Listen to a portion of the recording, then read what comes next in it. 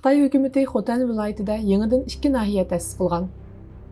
Uyg'ur avtonom rayonlik xalq hukumati yaqinda Xotan tavasida Xoan va Xokang nomli 2 nahiya qurilganligini jakarlagan. Hindiston Viyon taratqusining 31 dekabrdagi xabariga qaraganda, yuqorqi 2 nahiya Xotan viloyatining boshqarishida bo'lib, nahiya darajalik ma'muriy birlik sifatida Xitoy markaziy hukumatining tasdiqidan o'tgan. Yulg'un yezi bozori bilan Shahidulloh yezi bozori bu 2 nahiyaning ma'muriy markazi qilingan. Xabarda deyilishicha, atalmish Xoan nahiyasining 38 ming kvadrat kilometr zemini Aqsaychiniga tava bo'lib, Hindiston hukumati bu zeminni Xitoy qonunsiz egilib oldi deb ayblab kelmoqda. 2020 yili 4-oyda Xitoy armiyasi Hindiston chegarasidan o'tib, tajovuzchilik harakati boshlagan bo'lib, Sharqiy Ladakh rayonida Hindiston armiyasi bilan tirkishish vaziyati paydo qilgan edi.